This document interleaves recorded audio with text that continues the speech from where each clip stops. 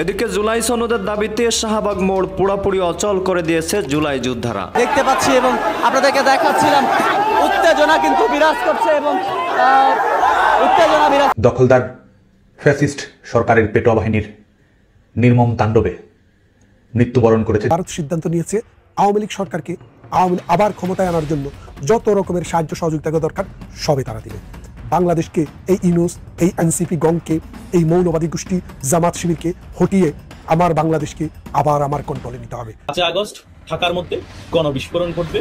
1 থেকে 2 কোটি আওয়ামী লীগের সাধারণ সমর্থক রাস্তায় নেমে এই সরকারের পতন ঘটিয়ে ফেলবে। একটা কঠিন সিদ্ধান্ত নিয়েছে তারা আর এনসিপি কে কোনো প্রকার রাজনৈতিক সমাবেশ সভা করতে গেলে প্রটোকল দেবে না। আসসালামু আলাইকুম দর্শক, আরো একটি নিউজ ভিডিওতে আপনাদের সবাইকে স্বাগতম। দর্শক, আজকের ভিডিওটা কিন্তু অনেক বেশি স্পেশাল হতে যাচ্ছে, অনেক বেশি গুরুত্বপূর্ণ একটা ভিডিও হতে যাচ্ছে। কারণ আপনাদেরকে কিন্তু ভিডিও শুরুতে অনেকগুলো ভিডিওর শিরোনাম দেখানো হয়েছে, অনেকগুলো ভিডিওর গুরুত্বপূর্ণ কিছু অংশ বিশেষ দেখানো হয়েছে। সেই সম্পূর্ণ ভিডিও ফুটেজগুলো এখন একটার পর একটা স্ক্রিনের সাইডে প্লে হবে। আমি আপনাদেরকে রিকোয়েস্ট করবো আপনারা কিন্তু ভিডিওটি না টেনে সম্পূর্ণ দেখার চেষ্টা করবেন, কারণ এই নিউজগুলো কিন্তু অনেক ইম্পর্টেন্ট আর এই নিউজগুলো অনেক ঢাকা পড়ে যায়, সেই নিউজগুলো কিন্তু আপনাদেরকে দেখানো হয়।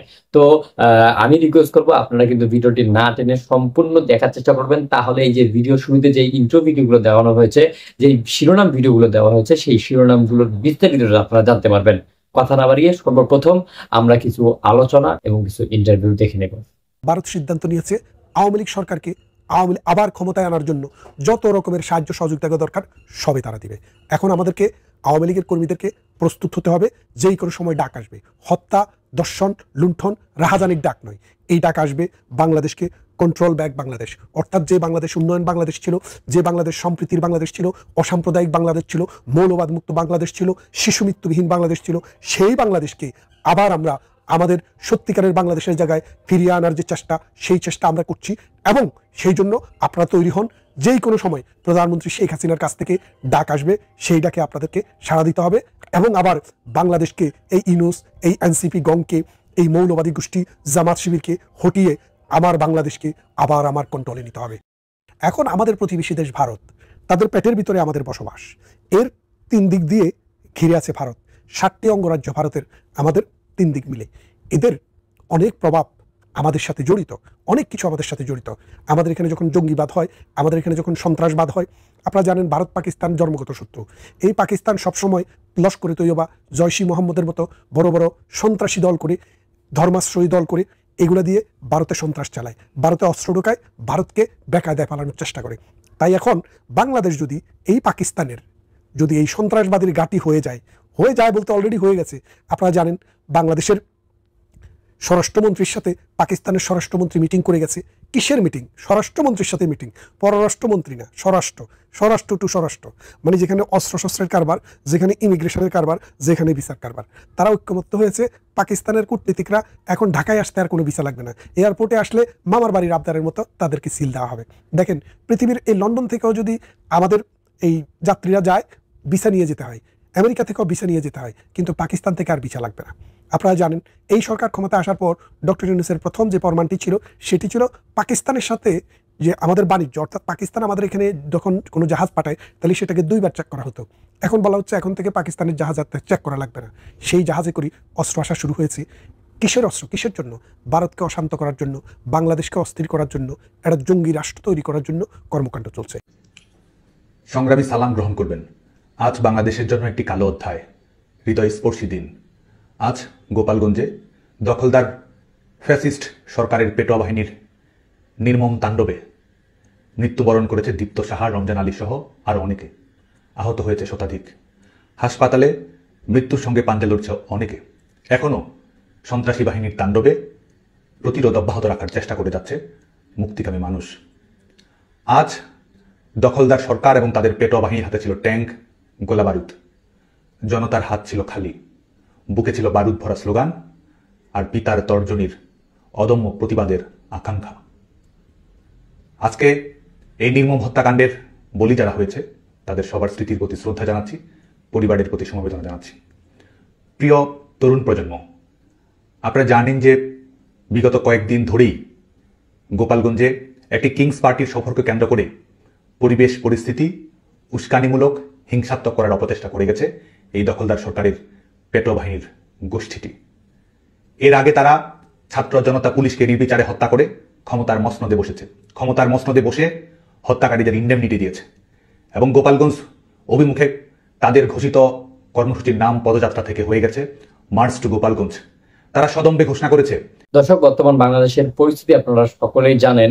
রাজনীতির প্রেক্ষাপট বলেন আর অন্তর্বর্তীকালীন সরকারের কথাই বলেন, দুটাই কিন্তু অনেকটা নড়বড়ে হয়ে গেছে। আর তার উপর এই মাইলস্টোন কলেজের মধ্যে যেই বিমান দুর্ঘটনা ঘটেছে, এরপরে কিন্তু রাজনীতির অনেক দিক ঘুরে গেছে।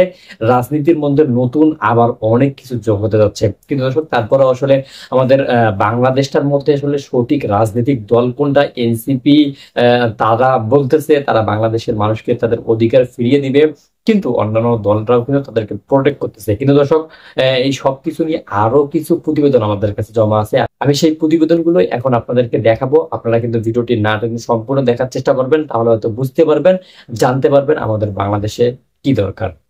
দেখতে পাচ্ছি এবং আপনাদেরকে দেখাচ্ছিলাম উত্তেজনা কিন্তু বিরাজ করছে এবং উত্তেজনা বিরাজ করছে, ধাওয়া পাল্টা দেওয়ার ঘটনা ঘটছে কিন্তু আমরা দেখতে পাচ্ছি। এবং এই মুহূর্তে উত্তপ্ত পরিস্থিতি শাহবাগ থানার সামনে কিন্তু দর্শক দেখতে পাচ্ছি এই মুহূর্তে শাহবাগ থানার সামনে আন্দোলনকারী এবং পুলিশের ধস্তাধস্তি হচ্ছে কিন্তু এই মুহূর্তে, তেমনটি কিন্তু আমরা দেখতে পাচ্ছি। দীর্ঘ সময় ধরে যে অবরোধ করে রেখেছিল জুলাই যোদ্ধারা, তাদের যে পুলিশের ব্যারিকেড, সে পুলিশের ব্যারিকেডগুলো পুলিশ সদস্যরা নিয়ে যাচ্ছেন শাহবাগ থানার সামনে থেকে নিয়ে যাচ্ছেন, তেমনটি কিন্তু আমরা দেখতে পাচ্ছি। এবং আপনাদেরকে দেখাচ্ছিলাম এই মুহূর্তে উত্তেজনা কিন্তু বিরাজ করছে আইন শৃঙ্খলা রক্ষাকারী বাহিনীর সদস্য এবং পুলিশ সদস্যদের মধ্যে কিন্তু এই মুহূর্তে উত্তেজনা বিরাজ করছে শাহবাগ থানার সামনে। পুলিশের ব্যারিকেডগুলো পুলিশ নিয়ে যাচ্ছেন, আইন শৃঙ্খলা রক্ষাকারী বাহিনীর সদস্যরা কিন্তু ব্যারিকেডগুলো নিয়ে যাচ্ছেন এবং এই ব্যারিকেডগুলো কিন্তু নিয়ে যেতে দিচ্ছেন না জুলাই যোদ্ধারা। দীর্ঘক্ষণ ধরে তারা আন্দোলন করছেন, দীর্ঘক্ষণ ধরে রাস্তা অবরোধ করেছেন, সেখানে সাধারণ মানুষ থেকে শুরু করে সকলে কিন্তু বিরক্তি প্রকাশ করছেন। তবে এই মুহূর্তে দেখতে পাচ্ছেন যে আইন শৃঙ্খলা রক্ষাকারী বাহিনী পুলিশ সদস্যদের সঙ্গে জুলাই যোদ্ধারা কিন্তু এই মুহূর্তে মুখোমুখি অবস্থায় রয়েছে, ব্যারিকেড কিন্তু নিয়ে যাচ্ছেন। আপনাদেরকে দেখাচ্ছিলাম এই মুহূর্তে দেখাচ্ছিলাম পুলিশের যে ব্যারিকেডগুলো, সেই ব্যারিকেডগুলো কিন্তু পুলিশ নিয়ে যাচ্ছেন এবং এই ব্যারিকেডগুলো নিয়ে যেতে দিচ্ছেন না জুলাই যোদ্ধারা, তেমনটি কিন্তু আমরা দেখতে পাচ্ছি। এবং আপনাদেরকে দেখাচ্ছিলাম একদম শাহবাগ থানার সামনে পুলিশের সঙ্গে ধস্তাধস্তি কিন্তু হচ্ছে এই মুহূর্তে, পুলিশের সঙ্গে কিন্তু ধস্তাধস্তি হচ্ছে শাহবাগ থানার সামনে। জুলাই যোদ্ধারা যারা জুলাই সনদ এবং জুলাই ঘোষণাপত্রের দাবিতে আন্দোলন করছিল, দুপুর থেকে কিন্তু তারা রাস্তা অবরোধ করে শাহবাগ অবরোধ করে যে আন্দোলন করছিল। তবে এই মুহূর্তে পুলিশের ব্যারিকেডগুলো নিয়ে যাচ্ছেন, এই মুহূর্তে পুলিশ সদস্যরা কিন্তু ব্যারিকেডগুলো শাহবাগ থানার ভিতরে নিয়ে যাচ্ছেন, তেমনটি কিন্তু আমরা দেখতে পাচ্ছি। তবে দেখতে পাচ্ছেন এই মুহূর্তে ধস্তাধস্তি কিন্তু হচ্ছে জুলাই আন্দোলনে আহতদের সঙ্গে পুলিশের কিন্তু ধস্তাধস্তি চলছে এই মুহূর্তে, তেমনটি কিন্তু আমরা দেখতে পাচ্ছি। দেখতে পাচ্ছেন যে এই মুহূর্তে নিয়ে যাচ্ছেন সদস্যরা কিন্তু ব্যারিকেডগুলো নিয়ে যাচ্ছেন, তেমনটি কিন্তু আমরা দেখতে পাচ্ছি। এবং আপনাদেরকে দেখাচ্ছিলাম উত্তেজনা কিন্তু বিরাজ করছে এবং উত্তেজনা বিরাজ করছে, ধাওয়া পাল্টা দেওয়ার ঘটনা ঘটছে কিন্তু আমরা দেখতে পাচ্ছি। এবং এই মুহূর্তে উত্তপ্ত পরিস্থিতি শাহবাগ থানার সামনে কিন্তু উত্তপ্ত পরিস্থিতি, তেমনটি কিন্তু আমরা দেখতে পাচ্ছি।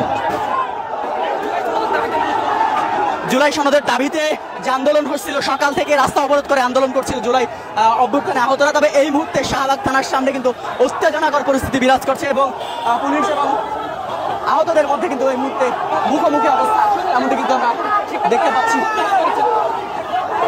সরকারের কাউন্টডাউন শুরু হয়ে গেছে। ডক্টর মোহাম্মদ ইউনূস থেকে শুরু করে তার পরিষদের সব সদস্যকে অথবা সব ধরনের স্টেক হোল্ডারদের আদালতে কাঠগড়ায় দাঁড় হতে হবে কিনা, অথবা যদি ধরে নেই আরো অনেকের মতোই তারা পালিয়ে যাবেন, পালানোর সময় পাবেন তো?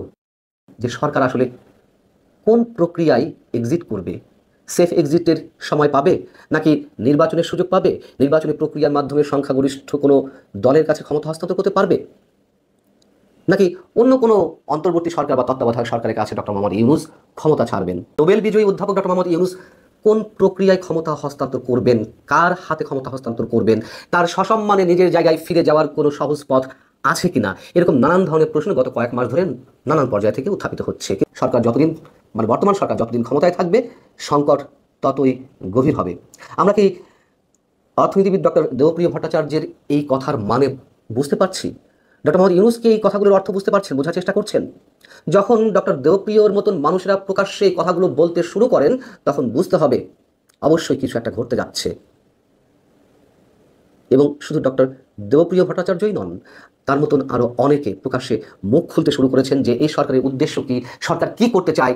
যদিও আমাদের মতো মানুষ এই প্রশ্নগুলো অনেক আগে থেকে করে আসছি এবং আমরা তো বলে আসছি এই সরকার কোনো অবস্থাতে নির্বাচন দেবে না। অতএব যখন দেবপ্রিয়র মতো মানুষেরা প্রকাশ্যে এই কথাগুলো বলা শুরু করেছেন, আমরা ধরে নিতে পারি সরকারের কাউন্টডাউন শুরু হয়ে গেছে, অবশ্যই শুরু হয়ে গেছে। এখন প্রশ্ন সেখানেই যে সরকার আসলে কোন প্রক্রিয়ায় এক্সিট করবে, সেফ এক্সিটের সময় পাবে নাকি নির্বাচনের সুযোগ পাবে, নির্বাচনী প্রক্রিয়ার মাধ্যমে সংখ্যাগরিষ্ঠ কোনো দলের কাছে ক্ষমতা হস্তান্তর করতে পারবে, নাকি অন্য কোনো অন্তর্বর্তী সরকার বা তত্ত্বাবধায়ক সরকারের কাছে ডক্টর মোহাম্মদ ইউনূস ক্ষমতা ছাড়বেন। ডক্টর দেবপ্রিয় ভট্টাচার্য বলছেন সংস্কার চলমান প্রক্রিয়া, যতটুকু না করলেই নয় ততটুকু সংস্কার করা উচিত। বর্তমান সরকার যে যাবে, তারা যে কাজকর্মগুলো করছে, আগামী সরকার সেইগুলোকে সম্পূর্ণভাবে বৈধতা দেবে কিনা এই বিষয় কিন্তু এখনো সামনে রয়ে গেছে। অর্থাৎ সরকার যা ইচ্ছে তাই করছে, সব কিছু ওলটপালট করে দিচ্ছে এবং বিএনপি নিশ্চয়ই অনেক কৌশলী হয়ে অনেক সময় দিচ্ছে, যদিও সেটি বিএনপির জন্য এক ধরনের ক্ষতির কারণ হয়ে দাঁড়াচ্ছে, প্রকারান্তরে সারা দেশের জন্য ক্ষতির কারণ হয়ে দাঁড়াচ্ছে।